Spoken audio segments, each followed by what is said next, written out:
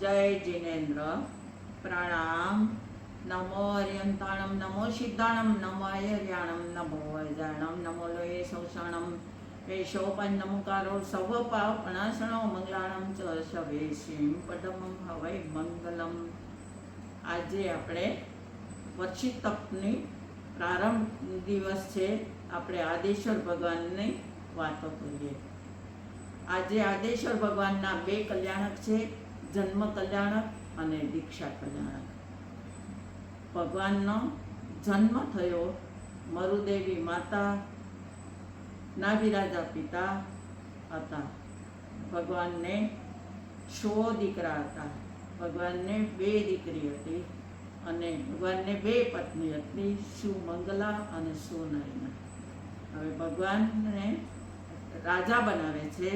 ઇન્દ્ર મહારાજા આવે છે, રત્નનું હીરાનું સ્ફટિકનું સિંહાસન ઉપર ઇન્દ્ર મહારાજા ભગવાનને રાજ્યાભિષેક કરે છે। હીરા મોતીના ચમકતા દેવતાએ મુગટ પહેરાવે છે અને ભગવાન પ્રથમ રાજેશ્વર બને છે। હવે ભગવાન પ્રજાને અશી મસી અને કૃષિ એ 3 પ્રકારનો ધર્મ સમજાવે છે। કેવી રીતે અનાજ વાવવાનો, કેવી રીતે અગ્નિ પેટાવવાનો, કેવી રીતે વેપાર ધંધા કરવાના, 64 કળા શીખવાડે છે, 72 કળા શીખવાડે છે। ભગવાન પોતાની પ્રજાને બધી જ રીતે સરસ રીતે બધું સમજાવે છે અને શીખવાડે છે। ભગવાન વિચારે છે કે હવે મારે મારા આત્માનું કાંઈ કરવું છે। આવો વિચાર આવે છે ત્યાં ઉપરથી 9 લોકાંતિક દેવતા આજે ફાગણ આઠમને દિવસે નીચે આવે છે અને ભગવાનને દીક્ષા માટે કહે છે। ભગવાન 1 વર્ષ સુધી સંવત્સર દાન આપે છે, વર્ષી દાન આપે છે। દરરોજ ભગવાન 1 કરોડ અને 88 લાખ સોનૈયાનું દાન ભગવાન દરરોજ આપે છે। એવી રીતે 1 વર્ષ સુધી દાન આપે છે। એટલે ભગવાને બધી જ રીતે પોતાની પ્રજાને સુખી કરી। હવે ભગવાન મનથી દીક્ષા લેવાનું નક્કી કરે છે। કોઈને ખબર નથી પણ ભગવાન શું કરવાના છે। પણ ભગવાને બધાને બોલાવે છે, ભરતને રાજ્યાભિષેક કરે છે અને બધાને કહે છે કે હવે હું જાઉં છું। ક્યાં જાય છે, શું કરવાના છે, કાંઈ કોઈને ખબર નથી। હવે ઇન્દ્ર મહારાજા આવે છે આજે ફાગણ વદ આઠમને દિવસે અને શિબિકા લઈ આવે છે। રત્નજડિત શિબિકા છે, એનું નામ સુદર્શના છે। એની અંદર ભગવાનને બેસાડે છે અને ભગવાન દીક્ષા લેવા માટે ઉદ્યાનમાં જાય છે। પાછળ 4000 રાજા ઉઘાડે પગે મુગટ પહેર્યા વગર એની શિબિકાની પાછળ ચાલે છે। હવે બારે ઉદ્યાનમાં શિબિકા નીચે ઉતારે છે। ભગવાન શિબિકામાંથી નીચે ઉતરે છે। બધા 100 દીકરાને, માતાને, દીકરીને, રાજાને, બધાને, પ્રજાને બધાને સારી સારી શિખામણ આપે છે અને ભગવાન પોતાના શરીર ઉપરથી અલંકારનો ત્યાગ કરે છે। પછી ભગવાન લોચ કરે છે તો સૌ પ્રથમ 1 મુઠ્ઠીથી એની દાઢી અને મૂછીનો લોચ કરે છે। એના વાળ ઇન્દ્ર મહારાજા પોતે ઝીલે છે। પછી મસ્તક ઉપર 1 મુઠ્ઠી, બીજી મુઠ્ઠી, ત્રીજી મુઠ્ઠી, એવી રીતે મસ્તક ઉપરથી લોચ કરે છે। એ બધા જ વાળ ઇન્દ્ર મહારાજા ઝીલે છે।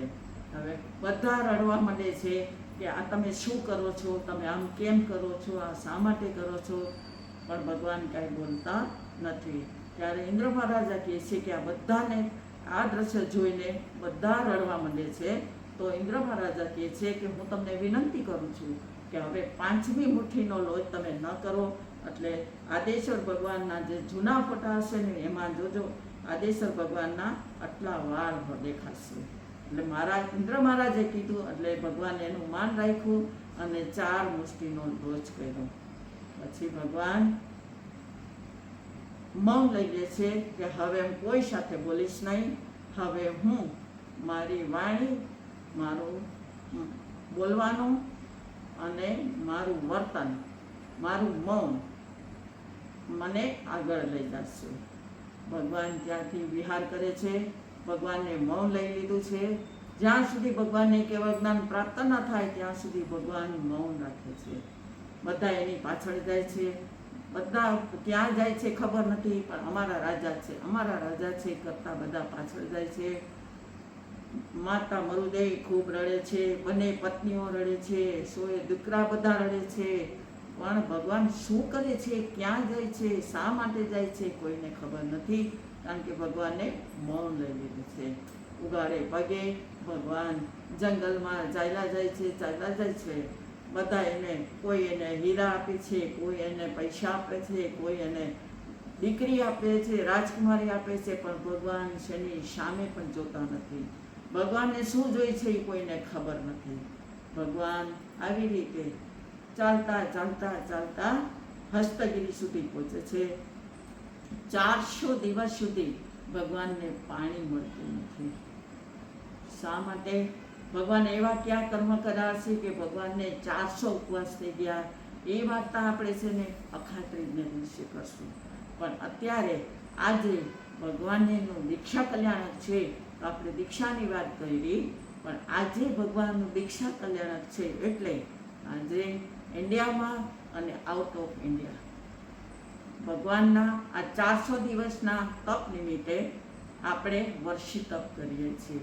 તો આજથી વર્ષી તપનો પ્રારંભ થાય છે. તો આજે બધી જગ્યાએ હળુકર્મી આત્માઓએ વર્ષી તપનો પ્રારંભ કર્યો છે. તો આપણે સર્વે તપસ્વીઓને મન, વચન અને કાયાથી માથું નમાવી અને આપણે એની અનુમોદના કરીએ અને ભગવાન પાસે આપણે એવી પ્રાર્થના કરીએ કે સર્વે તપસ્વીઓના આ તપ નિર્વિઘ્ને 400 દિવસનું તપ પૂર્ણ થાય. પણ ખાલી અનુમોદના બોલવાથી કાંઈ અનુમોદના થઈ નથી જતી.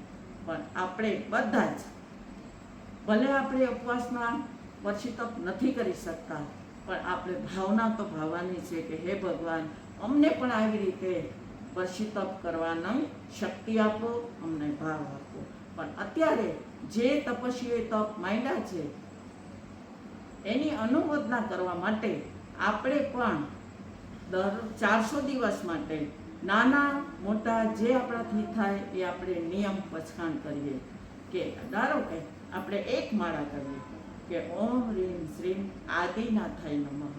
400 દિવસ સુધી આપણે એક માળા કરશું તો એ માળાનો વર્ષી તપ કર્યો કહેવાય અને આપણે અનુમોદના કરી કહેવાય.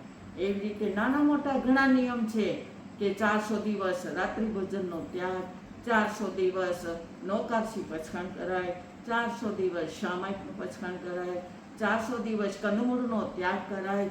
જે કરવું હોય આપણે એક નિયમ લઈ અને 400 દિવસનું પાલન કરીએ તો પણ એ પણ આપણો નિયમનો વર્ષી તપ થયો કહેવાય.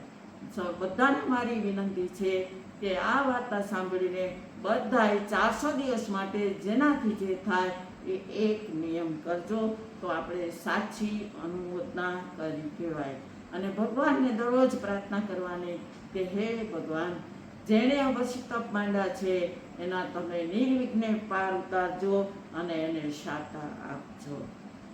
કારણ કે એક શાયરી બોલું, तपस्या से समस्या का समाधान होता है, तपस्या से सम्यक निर्माण होता है, तपस्वी के चरणों में झुकती है दुनिया सारी, तपस्वी के रूप में भगवान होता है, तपस्वी के रूप में भगवान होता है.